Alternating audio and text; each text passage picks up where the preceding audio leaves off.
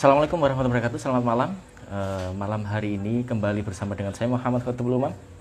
Tentunya bersama dengan orang-orang yang spesial, orang-orang yang menginspirasi dengan tema kemerdekaan sesuai dengan kondisi malam, sesuai dengan bulan ini, yaitu bulannya kemerdekaan. Oke, saya undang langsung bintang tamu saya, Bojonegoro, wanita kuat, wanita luar biasa, wanita inspiratif.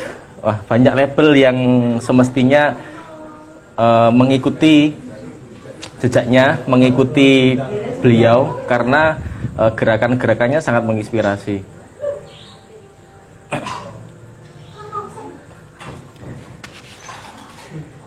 Oke, kayaknya sinyal ini. Sinyalnya yang bermasalah. Penunggu. Baik teman-teman, kita nanti bicara soal menyalakan api kemerdekaan di. Oh, alhamdulillah akhirnya datang juga. Ya, ya, Assalamualaikum. bentar-bentar. Waalaikumsalam. Kebetulan Bentar tadi ya, Mas. jenengan konfirmasi. Iya ya, santai. Iya, ini ada Kebetulan Jan, terdistrak. kenapa? Ada distrak ini tadi saya lupa naruh tripod buat live di HP. Saya nggak tahu naruh mana, Oh, makanya nih aku sandarin di minuman. Udah, oh udah, udah. iya. Sinyalnya sudah dikondisikan ya. Oh, sudah kok aman ini. Aman. Siap. Kebetulan tadi kan panjenengan lagi dalam proses perjalanan. Nah, kebetulan di rumah Ya, juga apa namanya? Tadi banyak teman-teman yang banyak tamu di sini. Jadi wah pas lah ya, kayaknya beberapa jam lagi telat-telat sedikit nggak apa-apa. iya. Iya, Mas. Gimana, gimana? Oke, sebelumnya saya pengen tanya kabar panjenengan ini sehat atau lagi dalam kondisi bagaimana? Biar biar nanti apa ya? Yang kita bahas itu nanti bisa nyambung. Kalau orangnya sehat, otomatis yang disampaikan juga sehat. Kadang orang itu kan Oke. berpengaruh dalam kondisi psikisnya. Kalau dia Hmm, psikisnya bermasalah, kadang yang disampaikan juga bermasalah. Nah, saya tanya pertama dulu, kondisinya sehat? sehat, alhamdulillahnya sehat. Alhamdulillah Apanya dulu sehat. yang sehat ini? Fisik apa Ya, batinnya ini? dijawab global saja. Alhamdulillah sehat semua kok. Aman-aman. Oh, alhamdulillah. Aman ya. Ya, harus aman Meskipun dong. kadang Apalagi di... jalan-jalan masih sendirian. Enggak, itu banyak orang sih. Oh, banyak orang. Iya. Oke, eh gini Mbak. Iya, gimana, Sesuai dengan gimana? yang apa tema yang sudah kita diskusikan kemarin. Sebelumnya ini ya, kita itu kenalan itu sudah lama, cuman Mm-mm. seringnya itu komunikasi via online. Jarang bertemu. Mm-mm. Pernah bertemu sekali kapan ya? Waktu acara di Bojonegoro. Ya, waktu kalau nggak salah Latin sama Latpelnya Nanti. PCI PPNU Bojonegoro. Jarang bertemu tapi sering sempat sempat apa namanya? Berdiskusi ya. Ya, sebenarnya nggak Nah, diskusi sih itu lebihnya. Lebih kayak sharing ngomong apa? ngalami ngidul sih ya. Ngomong itu. Tapi yang Ya, berbobot gitu. anggap saja diskusi lah. Oke, oke. Kan menemukan sesuatu yang jelas. Kalau ngomong ngalor ngidul itu kan nggak ada titik jelasnya, nggak ada Oh kepastian. gitu ya. Iya iya iya iya Oh, iya. aduh, ngomong kepastian lagi ya. Kepastiannya adalah kemarin kita menentukan tema dan menentukan konsep Mm-mm. acara apa namanya diskusi kali ini. Kan sekarang Iya, sudah betul. terlaksana acaranya, berarti kan sudah pasti. Iya ya. Ini belum Nggak bisa di itu diragukan. ya sematkan ya untuk temanya. Sudah kayak tadi, sudah kok, Iya. tapi nggak Oke, muncul. oke. Mm-mm. Siap apa Coba wes disemat. mengalir. Bisa. Oke, oke. Bisa kok, coba jenengan yang nyematkan di kolom komentar lagi. Coba ya. Iya. Ini netizennya sudah pada kenal saya belum ya, Mas? Iya, sambil nunggu saya nulis, kayaknya Mm-mm. bisa panjenengan perkenalkan terlebih dahulu, perkenalan terlebih dahulu. Oke, oke. Masuk ya ini saya ya. Iya, masuk, langsung masuk aja. Mm. Oke, assalamualaikum buat teman-teman semuanya. Selamat malam. Nah, Oke, semoga tetap selalu sehat dan tetap selalu produktif di tengah pandemi seperti ini. Perkenalkan, nama saya Afada. Saya masih mahasiswa di salah satu universitas di Surabaya, ya di UNER, di Universitas Erlangga. Saya ambil jurusannya di ilmu politik, seperti itu. Stay-nya sekarang di Bojonegoro sih karena ada pandemi ya. Jadinya harus geser ke Bojonegoro karena di Surabaya zonanya masih kurang aman banget. Gitu. Di sini saya nggak tahu nih mau diajak ngomong apa nih saya. ngomong banyak, tentunya Sudah pas. ngomong banyak dan berisi. Oh gitu ya, Mas. Saya Ya semoga bisa mengajak ngasih bintang insight ke tamu. teman-teman. Hmm. Saya mengajak bintang tamu itu bukan asal-asalan, tapi Oh ada gitu. latar belakang, ada sesuatu, pasti ada sesuatunya. Entah sesuatu Oke, itu oke. bersifatnya bagaimana, ya lihat apa namanya, kalian yang bisa mendengar, kalian yang bisa menyikapi itu. Kita bisa bisa berefek atau tidaknya itu kan tergantung yang mendengarkan. Yang penting Oke, oke. kita sudah menyampaikan apa yang kita harus sampaikan, kita menyampaikan apa yang kita bisa, itu saya rasa kayaknya apa namanya, maka dari itu Tegur Sapa ini tetap eksis dan tetap banyak yang mendukung. Nah, karena saya kemarin sering stalking, melihat melihat story panjenengan yang sangat keren-keren sesuai dengan narasi yang sudah saya bangun di IG. Ternyata banyak sekali gerakan-gerakan sosial yang sudah panjenengan lakukan. Nah, mungkin teman-teman masih belum tahu. Sebelum ke situ ya. Iya, ya.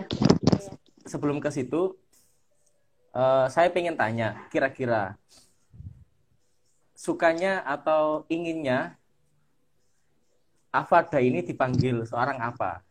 Nah, kembali ke pertanyaan yang kemarin ya. Agar nanti bisa balance antara, kan gini ya, orang menyampaikan itu kan harus sesuai dengan apa yang dilakukannya. Nah, Mm-mm. istilahnya apa ya?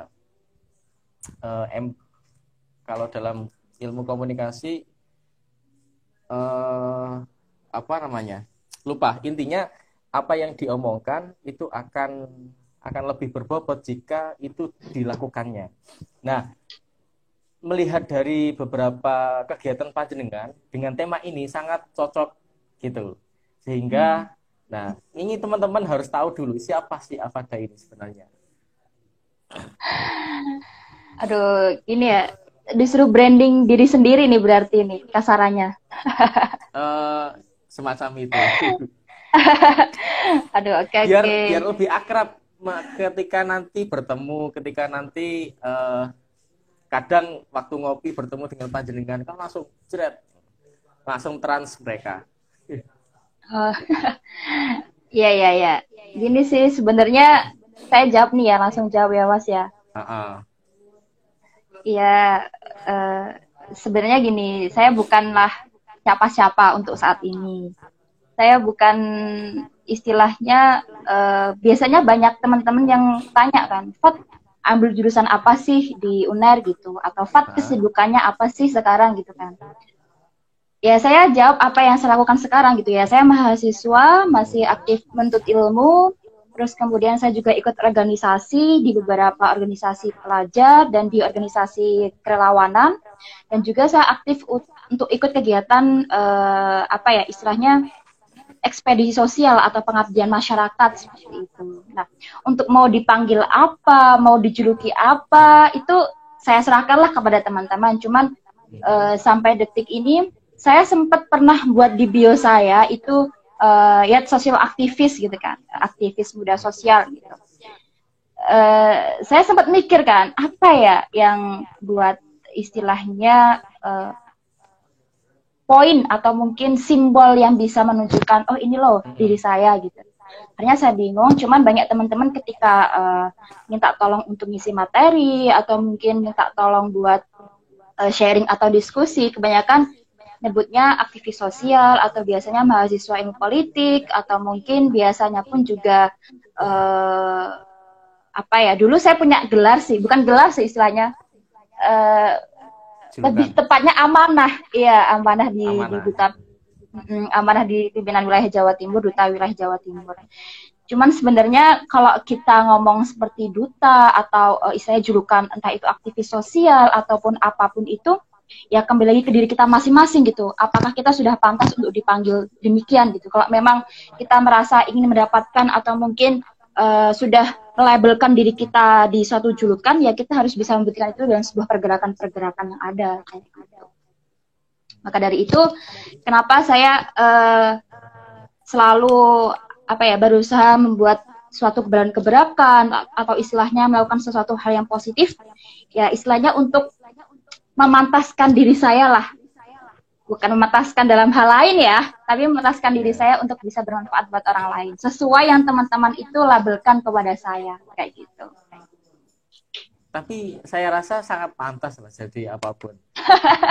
Kayak semacam ini, multi talent. Ketika dijak ngomong bicara tentang sosial bisa, tentang politik bisa. Sampai makanya nggak salah kalau panjenengan diamanai itu menjadi duta Jawa Timur kan, ya karena memang gerakan-gerakannya panjenengan lakukan sangat luar biasa. Sawang sinawang ya mungkin Mas ya bahasa Jawanya ya. Founder sahabat Siri loh, keren kan? Iya. Ya itu hanya sebuah apa ya istilahnya sebagai ya tadi itulah ingin memberikan suatu peran atau istilahnya bukan memberikan insight atau dampak kepada sekeliling kita kayak gitu. Berarti istilahnya itu kan tidak selalu berada di zona nyaman. Ketika kita sudah merasa nyaman, mencari zona yang susah agar kita tetap bisa berkembang. Dengan gerakan-gerakan panjenengan itu kan saya kira itu tidak berada di zona nyaman. Ketika sudah berada di zona nyaman, maka yang penting aku bisa selesai urusanku, selesai. Tapi kenyataannya panjenengan masih merelakan waktu, tenaga, pikiran, bahkan dana untuk pergi kemana-mana, keliling Indonesia, bahkan sampai ke luar negeri. Wah. Keren. Yes, sebenarnya gini Mas, ini sekalian ya. Biasanya gini, banyak teman-teman khususnya di netizen di Instagram atau mungkin di sosial media, entah itu di WhatsApp, apa di Twitter, apa di Facebook atau apalah itu yang di sosial media saya tuh banyak yang komentar atau istilahnya ngasih pesan ke saya gitu. Kok enak banget sih Fat bisa kemana-mana gitu. Kok enak banget sih Mbak bisa liburan. Bagus-bagus tuh kemana-mana gitu. Aku cuma mau pesen sih gitu ke teman-teman, ke wahai para netizen gitu. Jangan lihat sesuatu itu hanya dari satu sisi gitu. Emang sih, ketika saya sengaja aja gitu, saya upload hal-hal yang bagus-bagus atau yang indah-indah kayak pemandangan pantai atau istilahnya kegiatan-kegiatan yang asik-asik seperti itu. Tapi di balik itu pasti ada serangkaian resiko-resiko dan pilihan-pilihan yang harus kita tempuh kayak gitu. Karena saya ambil contohnya saja ya, kayak pengabdian masyarakat atau kegiatan ekspedisi sosial yang saya lakukan di daerah-daerah terpencil atau di daerah pedalaman, istilahnya daerah yang sulit aksesnya, terus masih jauh dari fasilitas yang memadai dan sebagainya, itu banyak resiko-resiko yang harus kita hadapi gitu. Nggak hanya enak banget tuh bisa jalan-jalan atau liburan gitu. Ya enggak, pasti ada resiko-resiko, entah itu dari aksesnya, transportasinya, bahkan ketika kita bisa dihadapkan oleh adaptasi masyarakat yang sana belum pernah kita kenal sebelumnya gitu. Ada culture atau budaya-budaya yang sangat berbeda sama diri kita sendiri. Nah, itu tantangan yang harus kita siapkan gitu untuk bisa melihat, kalau kalian lihatnya aduh enak banget sih bisa ke mana-mana gitu. Nah, oke, kayaknya sudah cukup kita terlalu dalam. Jangan dalam-dalam, takutnya bahaya nanti. Oke, oke, Lanjut, oke. lanjut kita menuju ke tema. Sesuai dengan tema, apa namanya, menyalakan api menyalakan arti kemerdekaan di tanah pedalaman. Sebelum Oke, menuju lebih dalam ke tema, barangkali ada prolog sedikit atau apa ya, sehingga panjenengan ini bisa nyampe ke posisi itu. Misalkan dulu panjenengan punya masa lalu yang tidak enak atau bagaimana sehingga sekarang membuat mengambil atau langkah gitu memberanikan ya. diri mengambil langkah untuk menjadi sosial aktivis sosial. Apakah ada hal itu atau memang ya sekedar meluangkan waktu, sekedar hanya apa misalkan pengen main-main saja, atau ada hal di balik itu semua? Oke, oke. Mungkin latar belakang gitu Mas ya, kok bisa sih Ya, sampai ke semacam. kok bisa sampai di posisi saat ini gitu. Iya. Sebenarnya kalau mengenai pengalaman diri saya sendiri sih nggak ada ya. Bukan berarti saya dari orang pedalaman yang akhirnya punya inisiatif untuk membangun daerah saya, enggak. Karena saya lahirnya pun juga di Bojonegoro yang notabene pun daerah masih dikategorikan sangat sangat apa ya, sangat layak lah Sangat untuk dari kota. segi infrastruktur. Saya nggak bilang sangat kota ya, dari segi infrastruktur, dari segi apapun tuh dari dulu masih tidak termasuk kategori 3T, terluar, terdepan, dan terbelakang kayak gitu.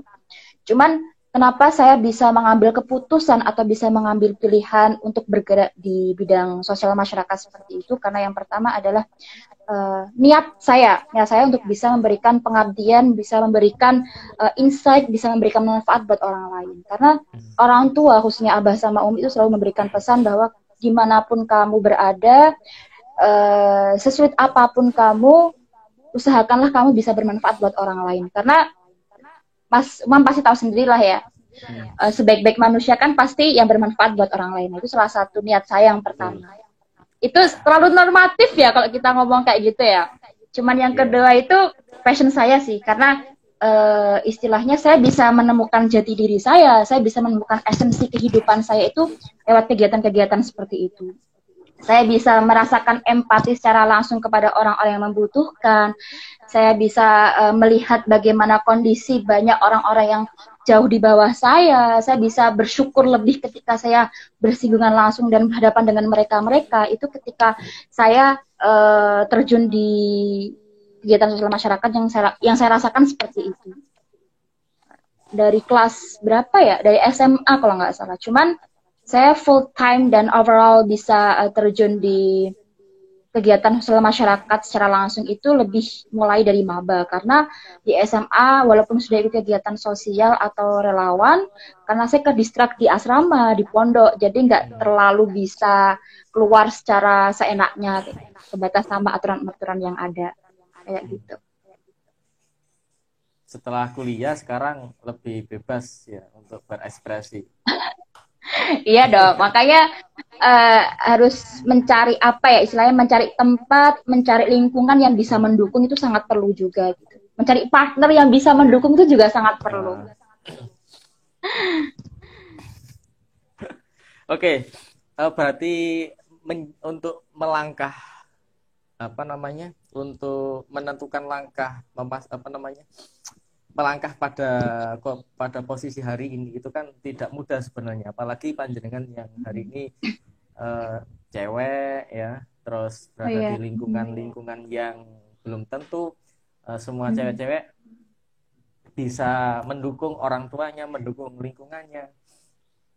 Tapi panjenengan hari ini untuk apa ya namanya, untuk lingkungan sendiri di rumah, teman-teman sangat mendukung banget ya. Nah itu pas banget nih pertanyaannya. Kalau dari teman-teman sih gini, kalau dari teman-teman deket seperti circle pertemanan saya sih pasti ada banyak kepala ya, berarti banyak kepala, banyak pemikiran yang berbeda, punya punya orientasi hidup yang berbeda. Jadi tidak semua Mm-mm. teman-teman dekat saya itu yang punya sevisi dan misi sama saya. Walaupun sedekat apapun saya dengan teman-teman, apa ya, seakrab apapun, tapi kalau tidak punya apa ya istilahnya sevisi dan semisi dan sepemikiran sama saya ya tidak bisa ikut kegiatan seperti saya kayak gitu, hanya sebagai teman untuk sekedar cerita kehidupan dan sebagainya seperti itu. Cuman untuk saat ini sih selalu mendukung teman-teman saya, entah itu teman dekat khususnya sahabat-sahabat saya, lingkungan-lingkungan saya juga. Kalau di rumah itu yang jadi titik-titik tekan saya sih. Jadi alhamdulillahnya Abah Umi selama ini mendukung banget, namanya orang tua. Alhamdulillahnya selama itu kegiatan positif, terus bisa mendukung perkembangan saya itu it's okay aja gitu. Jadi ya serah monggo asal bisa jaga diri dan jaga kepercayaan gitu. Cuman karena latar belakang dari Umi itu religius banget, kayak dari keluarga Mm-mm. pondok, jadi sempet sih ada istilahnya pro kontra ketika dulu aku awal bisa masuk di jurusan ilmu politik pun juga sudah sempat ada, kok ilmu politik sih cewek gitu, kok jauh banget sih, kenapa nggak ambil yang UIN gitu, agama-agama gitu. Terus izin pertama keluar keluar Jawa kegiatan sosial juga gitu, aduh gimana di sana gitu.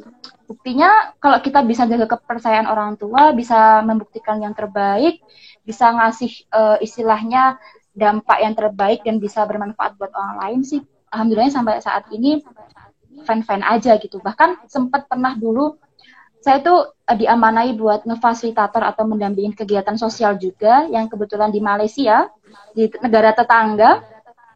Itu saya sama CEO saya sama bos saya itu disuruh berangkat duluan untuk ngatur di ruang di Universitas Malaya, untuk ngatur di rumah makannya sana dan penginapan hotel dan sebagainya di KL sana di Malaysia. Dan itu saya sendirian berangkat ke sana. Saya kira awalnya nggak boleh gitu kan, aduh gitu kan. Tapi dengan lobbying dan rayu-rayu dikit, bolehlah berangkat. Jadi itu saya kayak nggak nyangka banget kok dibolehin ya saya gitu. Ya itulah. Berarti support system dari orang tua, dari sahabat, dari teman-teman dekat sangat mendukung. Alhamdulillah mendukung. Karena Yang kebanyakan orang-orang yang mempunyai pengaruh besar itu tak luput dari support system, termasuk dari orang tua. nah, ada lagi sebenarnya Mas, Nah ini yang dari yang harus someone, dibuka ini. Dari siapa? dari someone. Sawan ini siapa? Bisa barangkali Enggak bisa ada. di Enggak, cuman biasanya kalau enggak gini, kalau seumuran seperti kita ini ya, untuk teman-teman yang mungkin nanti nonton pasti adalah orang-orang yang terdekat kita, istilahnya someone yang ada feel sama kita. Cuman kalau saya sih gini, yang penting kalau selama dia entah siapapun itu ya, sekarang sih saya bebas, nggak ada siapapun itu bisa mendukung, it's okay. Tapi kalau boleh promosi. sudah enggak, tapi kalau sudah membatasi ruang gerak, istilahnya membatasi perkembangan untuk saya bisa eksplorasi diri saya terbatas, nah itu istilahnya bisa lah, harus dikurangi, itu harus dihindari seperti itu. Gitu. Yang penting dari lingkungan sama dari orang-orang terdekat harus bisa mendukung sih, mensupport dalam hal apapun gitu. Siap, masuk. Oke, sekarang melanjut. Terus mungkin teman-teman ini penasaran ya. Kira-kira apa sih yang panjenengan lakukan selama ini yang menurut saya sudah luar biasa karena membuat gerakan-gerakan yang sifatnya sosial, apalagi di tanah-tanah pedalaman. Kadang kita berjuang di lingkup perkotaan yang mana beberapa teman-teman banyak yang mendukung saja masih sulit, apalagi berada di tempat yang terpencil gitu. Nah, kira-kira apa saja yang panjenengan lakukan di sana? Ya, ini biasanya teman-teman kok lihatnya tuh enak ya bisa ketemu anak-anak gitu ya, bisa ketemu orang-orang baru, bisa jalan-jalan gitu. Sebenarnya di balik itu ada cerita-cerita yang istilahnya mungkin kalau teman-teman mau ikut kegiatan seperti itu mungkin mikir dua kali lah, mikir ulang kayak gitu. Mulai Sesulit dari apa? ya Heeh. misalnya gini, tergantung daerahnya yang mau kita istilahnya mau Heeh. kita kunjungi gitu ya. Semakin daerah itu semakin jauh, semakin pedalaman, semakin terpencil, maka tantangan dan resikonya pun juga semakin tinggi kayak gitu. Saya untuk sama ini sih gini, kalau pengabdian-pengabdian seperti itu banyak kegiatan-kegiatan yang kita lakukan bersama-sama. Tidak hanya dari satu kegiatan atau satu aspek saja, tapi banyak, entah itu dari aspek pendidikannya, dari aspek Oh. ekonominya, dari aspek kesehatannya, dari aspek lingkungannya dan lain sebagainya gitu. Dan itu nanti akan dirangkai sistematis dengan program-program yang akan kita laksanakan di daerah pengabdian seperti itu. Cuman di balik itu, walaupun terkadang gini, dari persiapan kita sudah banyak melis atau istilahnya merangkai, mengkonsep kegiatan-kegiatan, program-program yang akan kita laksanakan di daerah pedalaman sana, di daerah yang akan kita laksanakan program atau proyeknya itu. Tapi belum berarti ketika kita sampai di daerah sana itu akan terlaksana secara 100% itu tidak mungkin. Dari saya awal ikut kegiatan seperti itu sampai detik ini tidak pernah terjadi konsep yang awal kita laksanakan itu A akan terlaksana A. Itu nggak mungkin. Kita udah membuat plan B, tetap nggak mungkin plan B itu tuh terlaksana secara baik, nggak mungkin gitu. Karena terkadang walaupun kita sudah survei, sudah sudah melaksanakan social mapping dan sebagainya, itu di lapangan pun juga akan sangat berbalik Berbeda. kenyataannya kayak gitu. Entah itu dari masyarakatnya, dari segi akses, fasilitas dan sebagainya gitu. Bahkan kalau teman-teman biasanya mikir juga itu, enak ya jalan-jalan gitu.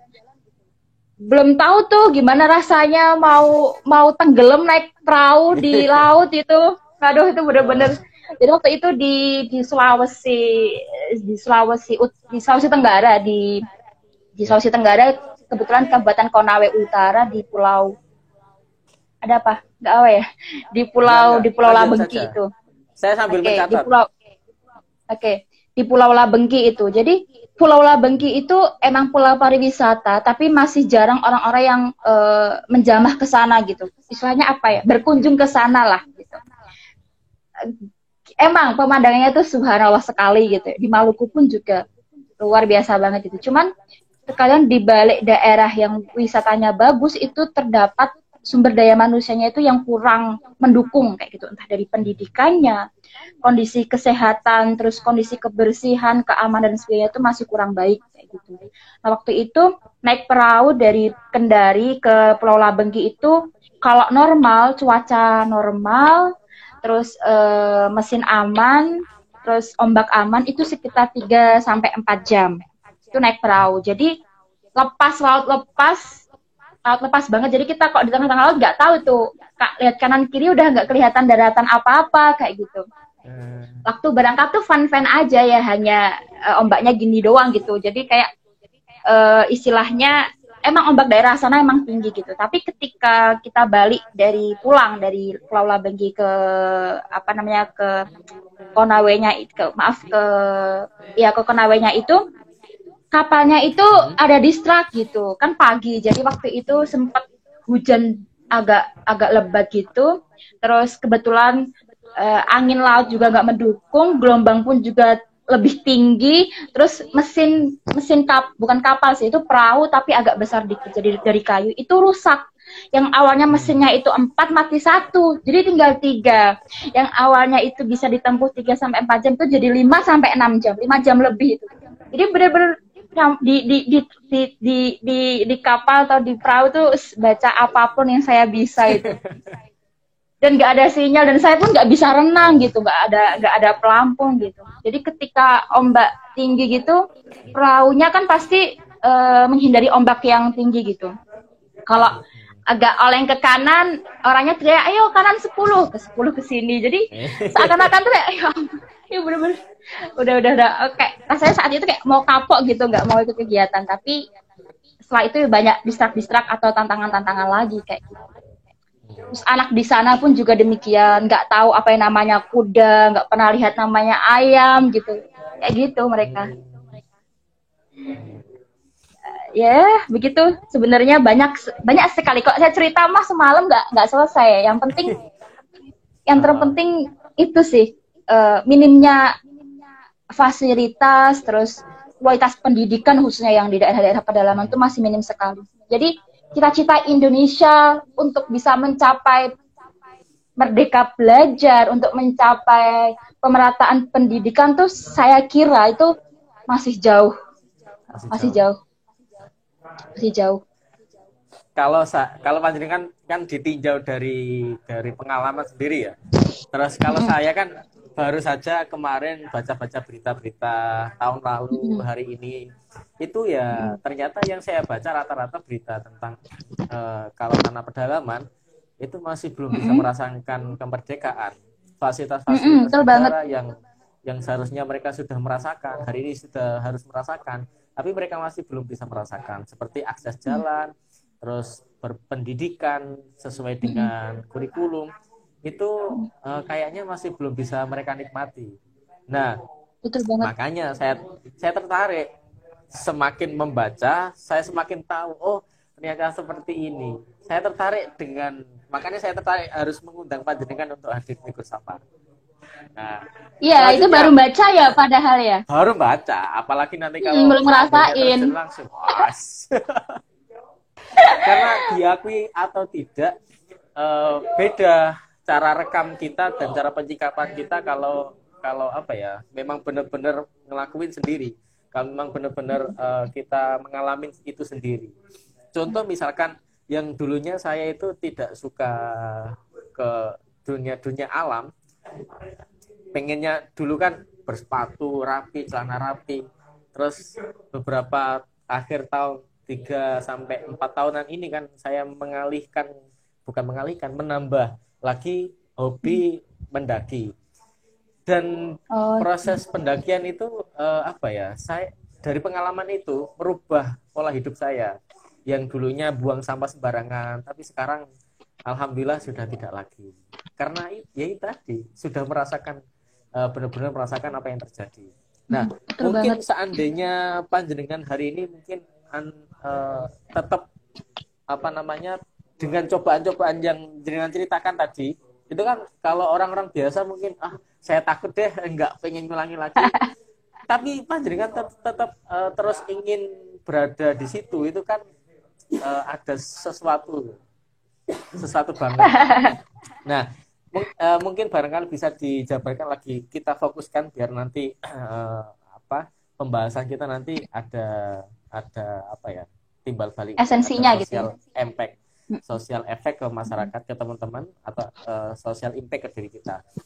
Nah, mungkin tentang pendidikan dulu kita petakan dari segala hal yang panjenengan lakukan. Itu kan banyak hal, ada yang bergerak di bidang perekonomian, ada bergerak di bidang teknologi misalkan, ada yang bergerak di bidang pendidikan, sosial, dan seterusnya. Nah, mungkin kita lebih condong ke pendidikan dulu. Iya. Kondisi pendidikan di sana itu seperti apa sih? Di lapangannya gitu ya, Mas ya? Iya, di lapangannya. Gini, kalau dari segi kondisi di lapangan seperti apa, khususnya mengenai kualitas pendidikan yang ada di daerah pedalaman atau daerah terpencil, itu tergantung dari daerahnya masing-masing, dari istilahnya culture atau budaya daerahnya masing-masing. Setiap daerah itu pasti memiliki perbedaan atau kekurangan dan kelebihan sendiri-sendiri. Tapi selama ini setelah saya lakukan di beberapa daerah tuh hampir semuanya tuh sama masalah-masalahnya. Ya terpaku atau muter di permasalahan itu aja. Yang pertama itu diakses ketika dia untuk ke sekolah. Yang kedua adalah intinya gini, paling enak masalah pendidikan saat ini tuh ada dua faktornya. Kenapa sampai saat ini belum bisa istilahnya di pemerataannya kurang maksimal dan pembangunan pendidikannya pun juga kurang baik, itu ada dua, secara struktural dan secara sosial kulturalnya. Kalau struktural tuh bahasanya itulah istilahnya kebijakan dari pemerintahnya gitu. Kebijakannya seperti itu. Jadi ada sangkut paut dan peran dari pemerintah. Itu yang pertama. Yang kedua, kalau di social culture-nya itu atau di social kulturalnya itu ya dari masyarakatnya itu sendiri, dari daerah-daerahnya itu sendiri, dari masyarakat-masyarakat dan warga-warga di daerah lokalnya itu sendiri gitu. Yang pertama ini Mas ya, nggak apa-apa ya ini saya kupas ya. Iya, nggak apa-apa. Singkat kok, singkat. Yang pertama itu secara struktural ya, secara bagaimana peran pemerintah sebagai decision making atau sebagai pembuat kebijakan untuk pengembangan dan pemerataan pendidikan yang ada di Indonesia. Di sini saya menggarisbawahi khususnya di daerah pedalaman ya. Kalau nanti mungkin teman-teman ada yang beranggapan kan di daerah kota sini apa daerah Bojonegoro, daerah Surabaya, daerah Lamongan, kan, daerah Mbaba dan sebagainya kan sudah aman, Mbak. Ya ini kan kita bahasnya daerah pedalaman gitu. Jadi biar nggak terlalu lebar lah, nggak terlalu luas gitu. Yang pertama mengenai struktural atau mungkin dari kebijakan-kebijakan pemerintah itu sendiri. Sebenarnya kalau saya amati itu pemerintah selaku decision making itu perlu membuat suatu reformulasi kebijakan pendidikan di grand design, di upgrade lah khususnya di daerah-daerah pedalaman gitu sebagai upaya untuk memeratakan kualitas pendidikan yang ada di Indonesia gitu. Nah, dan kenapa sih sampai saat ini pemerintah khususnya beberapa kebijakan-kebijakan itu belum terlaksana secara baik dan maksimal? Itu pun juga ada beberapa poin-poin atau istilahnya faktor-faktor yang mempengaruhi hal tersebut gitu. Ada sebenarnya banyak hal banget sih, cuman di sini yang mau aku jelaskan atau istilahnya beritahu itu ada tiga hal apa dua hal ya? Tiga hal. Jadi banyak banget sih, jadi nggak saking banyaknya tuh bukan kekurangan sih, saking banyaknya hal-hal yang perlu kita benahi bersama gitu loh. Jadi ya udah kita ambil 3 poin aja lah. Yang pertama itu kurang maksimalnya kerjasama dalam proses membuat kebijakan untuk pengembangan pendidikan dan transformasi pendidikan itu antara kerjasama di tingkat pusat ke tingkat daerah dan di tingkat lokalnya itu masih kurang. Jadi bukan hanya dari pusat yang langsung digerakkan ke daerah secara los gitu, enggak, tapi perlu adanya kerjasama, perlu adanya koordinasi secara maksimal dari tingkat pusat ke tingkat daerahnya masing-masing, ke tingkat lokalnya gitu. Karena kalau udah stuck ke tingkat daerah pun, daerah juga memiliki unsur demografis, sosial kultural yang beda-beda di setiap daerah-daerah persub-subnya itu gitu. Maka harus perlu juga adanya kerjasama yang baik di pemerintah daerah dan di pemerintah lokal atau mungkin istilahnya warga-warga lokal gitu, seperti itu. Kalau warga lokal di sini mungkin bisa saya garis bawahi itu kayak warga-warga adat atau orang-orang adat yang ada di pedalaman atau di daerah terpencil seperti itu. Karena sampai saat ini terkadang kerjasama antara pemerintah pusat, pemerintah daerah dan pemerintah lokal itu kurang maksimal gitu. Kadang pemerintah pusat sudah membuat suatu kebijakan A, kayak contohnya Merdeka Belajar, tapi buktinya di lapangan, di daerah lokal-lokal, di bawah daerah-daerah yang istilahnya kayak terpencil, terus daerah pedalaman tuh sangat jauh dari adanya Merdeka Belajar gitu. Kok boro-boro Merdeka Belajar ya yang bisa menikmati atau akses internet, sistem daring belajar seperti kita saat ini. Listrik aja tuh terbatas gitu. Saya pernah waktu itu di Maluku dan di Pulau Labengki, di beberapa daerah di Sumbawa juga itu listrik itu hanya bisa nyala maghrib jam 5:30, jam 6-an gitu sampai jam 10, jam 11 malam gitu. Dan itu pun mendrip gitu, mendrip apa ya bahasanya? Ya kalau kadang kita nggak kuat gitu loh, dayanya kurang tinggi gitu. Nah itu, jadi saya akuin bagus banget ketika pemerintah punya decision making, punya kebijakan A, B, C, dan D. Tapi ayolah kita lihat di daerah kita masing-masing, di daerah pedalaman itu seperti apa kondisinya, kayak gitu. Itu yang pertama. Yang kedua itu gini, kurangnya juga mengenai infrastruktur, khususnya di mengenai alokasi dana atau alokasi biaya lah istilahnya untuk dialokasikan untuk peningkatan kualitas dan infrastruktur untuk sekolah gitu, untuk pendidikan yang ada di daerah-daerah pedalaman itu juga kurang maksimal gitu. Terkadang dari pusat sudah dikasih anggaran berapa gitu, tapi ketika sudah terjun ke daerah, ke lokal itu pasti ada apa ya, kemana ini gitu loh. Di lapangan pun juga banyak sekolah yang masih atapnya nggak ada. Atapnya nggak ada, rusak, dindingnya rusak mau roboh kayak gitu. Banyak anak-anaknya yang bajunya atasannya pakai seragam putih, bawahnya pakai apa namanya tuh celana sepak bola. Ada yang celananya merah, bajunya kaos. Jadi sepatunya pun juga gitu, ada yang pakai sendal, yang nggak pakai sepatu gitu. Jadi itulah mengapa perlu adanya monitoring dan istilahnya pendampingan untuk alokasi anggaran-anggaran yang akan diberikan kepada daerah-daerah atau sekolah-sekolah itu. Itu sangat penting juga tuh. Yang kedua itu, yang ketiga adalah ya mengenai distribusi tenaga pendidik. Itu sangat penting banget karena beberapa daerah-daerah seperti khususnya daerah Indonesia Timur, seperti daerah Maluku, Papua, NTT, bahkan daerah Indonesia Barat pun juga sedemikian rupa yang emang daerah terpencil atau daerah pelosok seperti daerah Sumatera yang daerah mana tuh, suku mana saya lupa itu juga seperti itu, kurang tenaga pendidik untuk bisa meningkatkan kualitas pendidikan yang ada di sana gitu. Kadang sekolahnya udah bagus tapi nggak ada gurunya gitu. Karena biasa itu pun juga sempat, makanya kadang aku gimana ya, kalau karena aku bukan jurusan pendidikan jadi saya nggak tahu gimana kalau kesah guru, tapi kalau saya di daerah pedalaman tuh ini sebenarnya yang salah tuh siapa sih, kesadaran seorang pengajar atau dari pemerintah gitu, itu masih jadi pertanyaan saya sendiri gitu. Kalau memang dari kesadaran seorang pengajar, ketika dia bisa mengambil jurusan pendidikan ya dia harus bisa melakukan resiko-resiko yang ada dan kewajiban-kewajiban yang ada, yaitu untuk mencerdaskan kehidupan bangsa, harusnya kan seperti itu.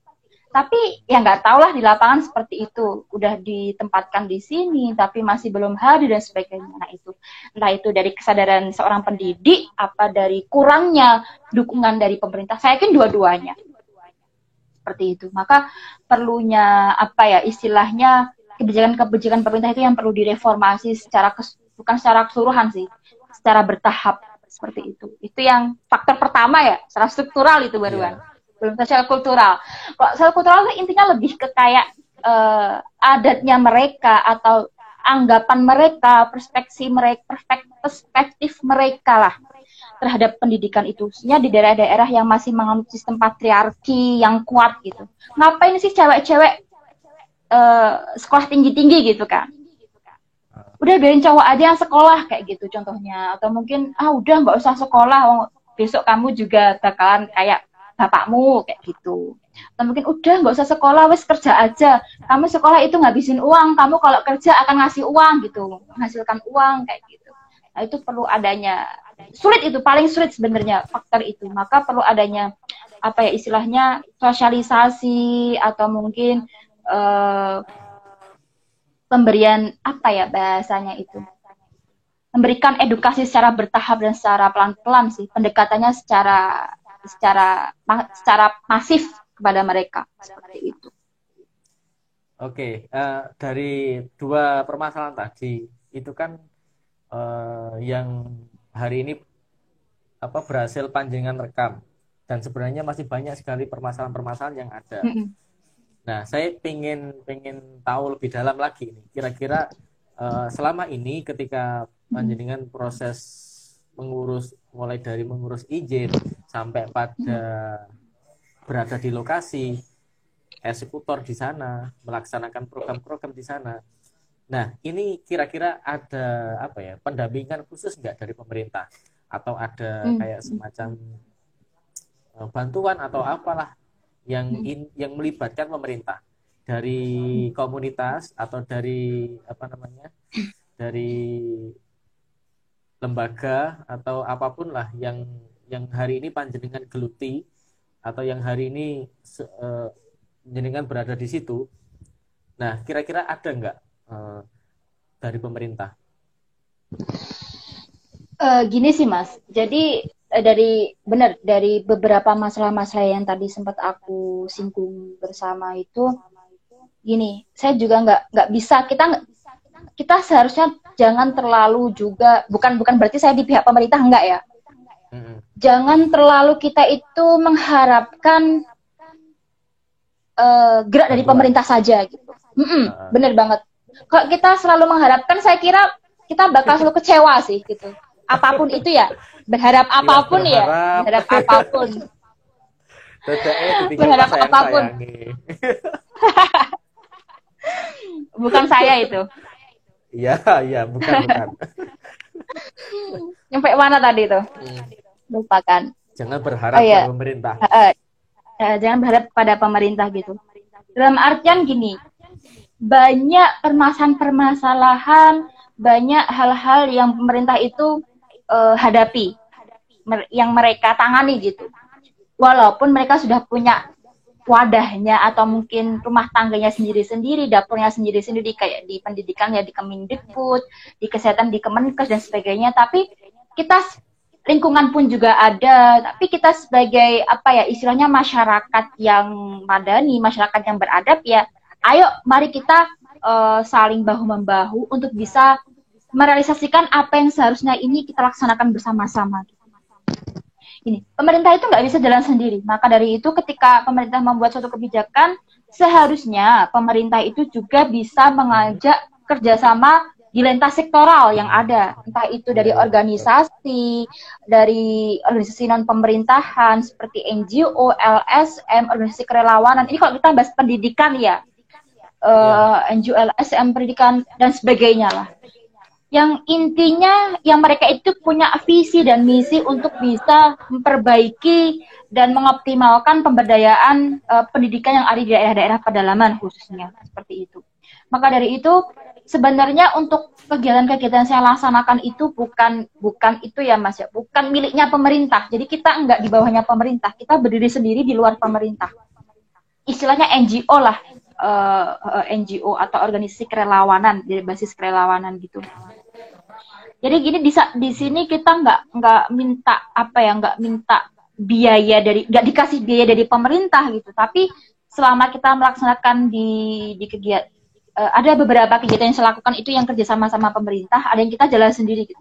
Kalau yang kemarin terakhir saya di Bangka Belitung itu, di Pulau Seliwi itu kebetulan kita kerjasama sama pemerintahnya, sama pemerintah kabupaten, dan alhamdulillahnya pemerintahnya pun juga sangat mendukung gitu dengan adanya kita ke sana, walaupun saat ini kemarin hampir 2 minggu yang lebih yang lalu itu masih masa-masa pandemi ya, tapi mereka sangat mendukung penuh. Karena apa ya? Karena itulah mereka sadar pemerintah itu nggak bisa jalan sendiri, mereka perlu kita ini gitu loh, punya visi dan misi yang sama seperti mereka gitu.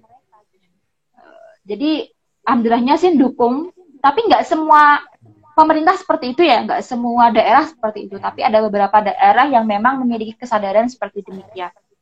Jadi mereka mulai bukan memfasilitasi, istilahnya mendukung sedikit lah, mungkin kayak transport dari bandara daerahnya, kabupatennya ke lokasi, atau mungkin mereka kayak walaupun sebenarnya mereka nggak ngasih bantuan pun kita nggak masalah. Yang penting mereka mendukung keberadaan kita, nggak menghalang-halangi niat baik kita kayak gitu. Mendukung secara moral. Kalau emang mereka nggak ada alokasi dana ya nggak masalah gitu. Soalnya emang kita basisnya kerelawanan, dan uang seperti uang donasi, uang uang program dan sebagainya itu kita keluarkan dari uang saku kita masing-masing gitu, artinya dari delegasi dari pesertanya masing-masing seperti itu. Oh gitu ya, berarti ya. Hal untuk masalah support dari pemerintah kadang ada yang membantu, ada yang tidak dalam segi finansial. Cuman rata-rata yang panjenengan datangi itu rata-rata pemerintah mendukung, atau pernah kejadian sampai menolak atau seperti apa? Alhamdulillah selama ini nggak ada ya Mas yang menolak. Mungkin cuman mempertanyakan, istilahnya gini sih, bukan menolak sih. Saya gini, apalagi daerah yang pedalaman ya, daerah terpencil yang adatnya, kegiatan adat, kegiatan culture-nya itu masih kental. Jadi istilahnya mereka kayak yakin tak mau ke sini kayak gitu. Oh. Siap. Heeh. Kalau emang yakin, kalian ya harus menaati hal-hal yang ada di sini kayak gitu. Nah itu yang kadang jadi salah satu tantangan juga buat teman-teman gitu. Jadi jangan anggap ketika kita sudah melakukan pengabdian, ya udah kita ngelakuin pengabdian sesuai konsep kegiatan program kita ngajar, kita istilahnya kayak tanaman bibit atau membuat program-program seperti yang kita canangkan, enggak. Jadi ada hal-hal yang mungkin tidak pernah kita terbayangkan sebelumnya itu terjadi kayak gitu. Entah itu dari aturan-aturan adat atau apa. Waktu itu di Sumba itu, teman-teman di Sumba itu pernah itu gini malahan. Salimannya tuh nggak pakai tangan, jadi antara hidung dan hidung. Kayak gitu. Jadi seperti itu gitu. Bahkan ada yang kan mungkin salah satu delegasi mungkin ada yang pakai niqab, pakai cadar juga gitu. Boleh enggak gitu. Jadi ada hal-hal yang tidak semuanya kita langsung ujuk-ujuk ikut wes ngadain program jalan-jalan foto-foto, enggak gitu. Ada hal yang jadi tantangan kita kayak gitu. Itu sih. Nah, untuk ketika sudah berada di situ ya, melaksanakan program, kira-kira hanya selesai di proses itu saja, misalkan programnya selama 1 bulan, selesai di situ saja, atau ada kayak semacam mentoring, atau nanti ada kunjungan lagi untuk memantau perjalanan yang program yang sudah kita tanamkan di situ, apakah berkembang atau tidak, lalu ada evaluasi, ada hal seperti itu tidak? Iya, sebenarnya kalau kita mau berkunjung lagi itu suatu hal yang kemungkinan kecil ya Mas ya, karena memang pada dasarnya ini kita buat satu kegiatan itu bukan hanya terpaku di satu daerah tapi merata seperti itu. Cuman kalau ditanya apakah itu jangka panjang atau tidak, saya yakin itu juga akan jangka panjang gitu, walaupun nantinya kita tidak akan ke sana lagi gitu. Entah itu dari sistem monitoringnya atau mungkin ketika kita melakukan kegiatan program itu kita juga memikirkan itu bahasanya itu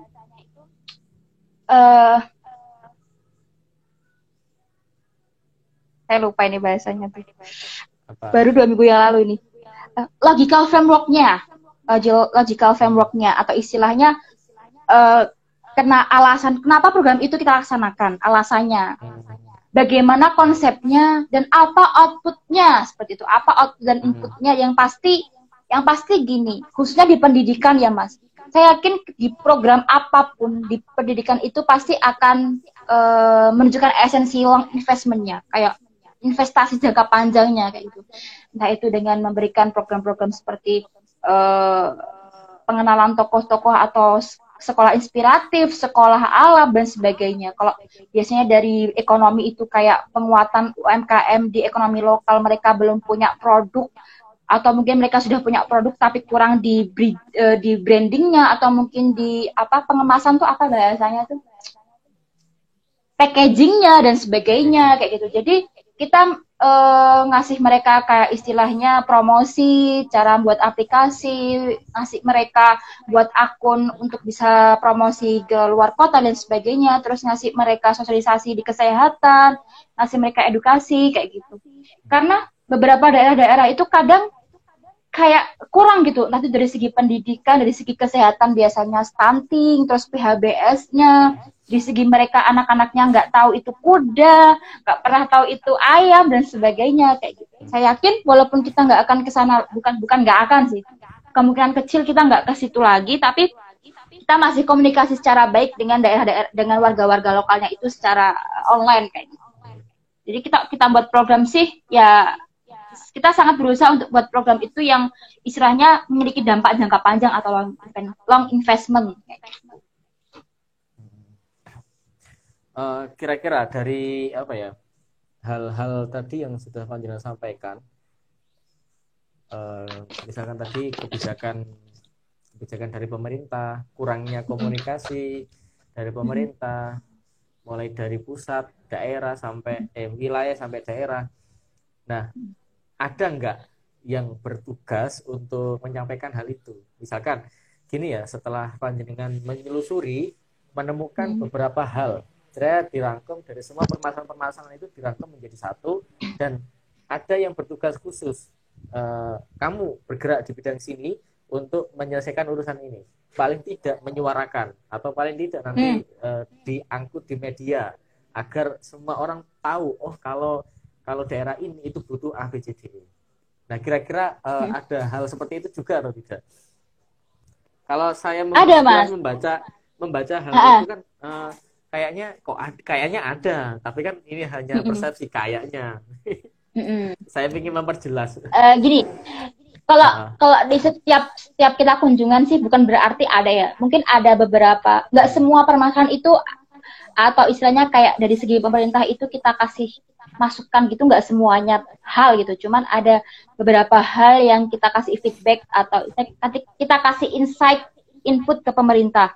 Cuman untuk yang terakhir ini, yang program saya sama teman-teman terakhir itu waktu di Bangka Belitung itu, jadi kita dibagi di beberapa divisi, ada 5 divisi: pendidikan, ekonomi, kesehatan, lingkungan, sama pariwisata. Dan hampir setiap divisi itu mereka akhirnya endingnya itu membuat policy brief atau policy paper, rekomendasi kebijakan lah bahasanya, untuk ke pemerintah, mulai dari pemerintah desa atau pemerintah lokalnya itu nanti disesuaikan sama tanggung jawab atau mungkin hal-hal yang perlu mereka benahi di lokalnya mereka, sampai akhirnya ke tingkat daerah sama ke tingkat provinsi. Cuman kok ke tingkat provinsi kita jarang, karena biasanya nanti izinnya langsung ke pemerintah kabupaten atau ke pemerintah daerahnya kayak gitu. Jadi saat kemarin kita buat policy brief ya itu, atau policy paper, setelah kita melakukan pengabdian program-program, kita sudah mendisi atau social mapping dengan permasalahan-permasalahan dan problematika yang ada di lapangan, kita membuat suatu kebijakan atau mungkin rekomendasi kebijakan ke depannya nanti seperti ini loh, Pak, Bu, gitu. Yang kita berikan kepada pemerintah daerah di desa sama di kabupaten. Kayak gitu. Di hampir setiap divisi sih. Waktu itu saya megang pariwisata, jadi di pariwisata juga ada, di lingkungan pun juga ada, kayak gitu. Dan sebagainya. Jadi teman-teman itu tidak semerta-merta setelah selesai melaksanakan tugas selesai, tapi ada tindak lanjutnya gitu ya. Iya, betul banget itu. Kita bayangkan. Jadi itu tuh. Betul itu. Jadi teman-teman tuh, makanya saya tuh kadang lucu gitu ketika buka di Instagram Q&A apa mungkin dapat DM-an dari teman-teman tuh, aduh Mbak kok enak banget sih bisa kesini gitu. Ya ayo gitu, udah siap sama resiko yang ada gitu kan. Itu selalu saya kasih tahu kayak gitu. Pernah dapat omongan seperti ini nggak? Daerahmu Gimana? Sendiri aja masih belum tuntas. Ngapain sering. Jauh-jauh ke sana. Urusi dulu daerahmu. Iya, ya nggak apa-apa sih. Dalam artian omongan kayak gitu ada benernya juga. Cuman gini sih, terkadang kita di satu sisi sometimes atau di suatu waktu di suatu kondisi kita jangan terlalu egosentris juga gitu. Dalam arti jangan terlalu memikirkan yang penting daerahku maju dulu baru ke daerah yang lain gitu. Kalau kita terlalu mikir ke daerah kita terus, ya kapan kita mau bergerak untuk membantu daerah lain? Itu sih prinsip saya sampai saat ini seperti itu. Cuman kadang saya juga membenarkan sih, kadang saya juga menengok ke daerah-daerah sekeliling saya gitu. Kalau alhamdulillahnya sih, kalau di Bojonegoro kota terdekat saya sih alhamdulillahnya sudah bukan maksimal sih, sudah hampir selesai lah gitu. Mungkin hanya beberapa masalah-masalah klais yang mungkin bisa dilakukan gitu. Cuman kalau mungkin daerah-daerah Bojonegoro seperti daerah desa-desa yang kayak Bubulan, Kedongadem, yang daerah pelosok, ya memang kadang masih ada yang sangat kekurangan gitu, entah dari segi aksesnya, dari segi fasilitasnya dan sebagainya. Tetap saya bersama teman-teman selagi ada rezeki, selagi ada waktu, pasti saya sempatkan untuk bisa menengok dan membantu mereka gitu. Cuman bukan berarti kita langsung dihadapkan oleh suatu prioritas ya.